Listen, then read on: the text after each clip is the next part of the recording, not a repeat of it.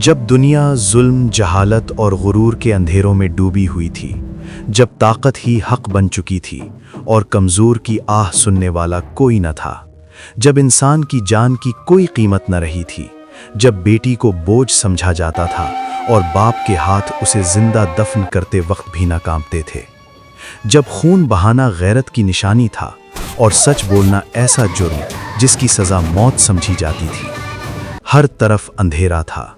ऐसा अंधेरा जो सिर्फ आंखों पर नहीं बल्कि दिलों और सोचों पर छा चुका था। हक दब चुका था और इंसान अपनी ही बनाई हुई तारीकी में गुम हो चुका था। मगर इसी अंधेरे में एक रोशनी नमूदार हुई, ऐसी रोशनी जिसने सदियों की तारीकी को चीर कर रख दिया।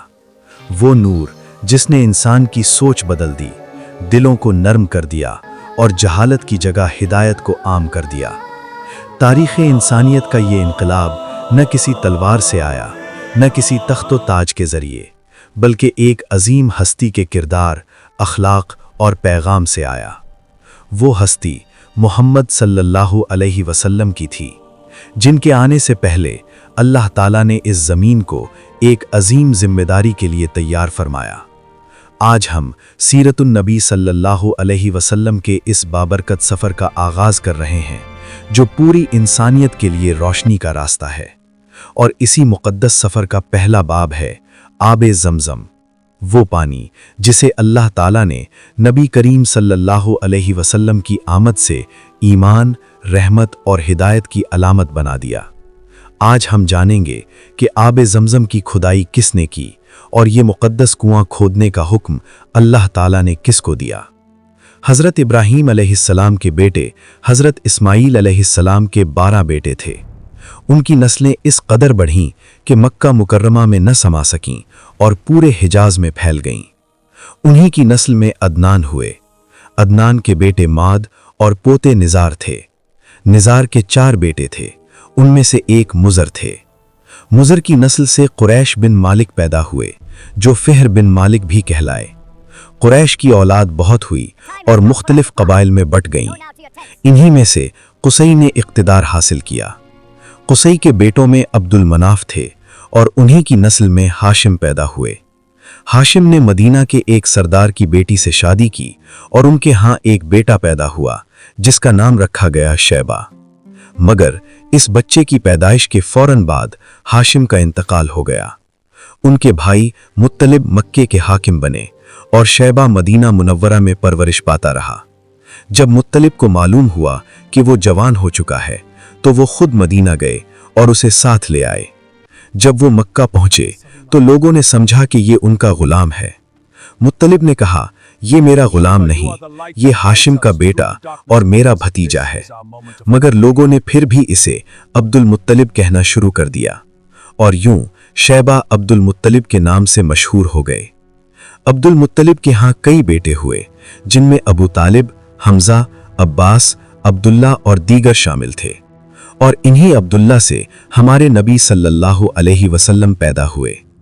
अब्दुल मुत्तलिब के तमाम बेटों में हज़रत अब्दुल्ला सबसे ज़्यादा खूबसूरत और निहायत पाक दामन थे। फिर एक रात अब्दुल मुत्तलिब ने ख्वाब देखा। उन्हें हुक्म दिया गया कि ज़मज़म को खोदो। ये वही कुआं था जिसे कभी कबीले जुरहम के सरदार मिदाद बिन अम्र ने भर दिया था, क्योंकि जब उनकी कौम ने बैतुल्लाह की बेहुरमती शुरू की और किसी नसीहत का असर न हुआ तो उसने तमाम खजाने, तलवारें, ज़रहें ज़मज़म में डालकर इसे मिट्टी से भर दिया और यूं ये कुआं सदियों तक छुपा रहा। फिर ख्वाब में बार बार इशारे मिलने के बाद अब्दुल मुत्तलिब को इसकी सही जगह बता दी गई।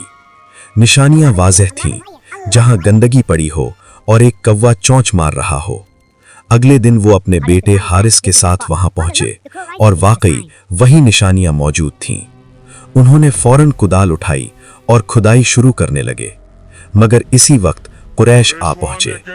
उन्होंने कहा, अल्लाह की कसम, हम तुम्हें ये काम नहीं करने देंगे।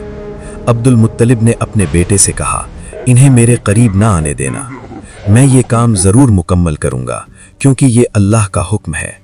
और फिर उन्होंने खुदाई जारी रखी। जल्द ही कुएं के आसार ज़ाहिर होने लगे। लोग पुकार उठे, अल्लाहु अकबर। ये तो इस्माइल अलैहिस्सलाम का कुआं है। मगर साथ ही झगड़ा भी शुरू हो गया। कुरैश कहने लगे, इसमें हमारा भी हिस्सा है। अब्दुल मुत्तलिब ने मजबूती से कहा, नहीं, ये काम सिर्फ मेरे लिए मखसूस है। बात बढ़ी तो फैसला करने का तय हुआ और फिर एक तवील सफर शुरू हुआ। रेगिस्तान प्यास और आजमाइशों से भरा हुआ, यहां तक कि पानी खत्म हो गया और सबको अपनी मौत करीब महसूस होने लगी। इसी लम्हे जब अब्दुल मुत्तलिब अपनी सवारी से उतरे तो अचानक जमीन से पानी का चश्मा फूट पड़ा। सब हैरान रह गए और पुकार उठे, अल्लाह की कसम, ये तो फैसला हो गया।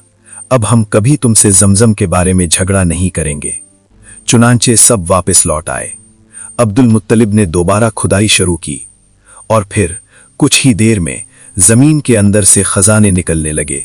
सोना, चांदी, तलवारें, जरहें। ये देखकर कुरैश के दिलों में फिर लालच जाग उठा। उन्होंने कहा, ए अब्दुल मुत्तलिब, इसमें हमारा भी हिस्सा है।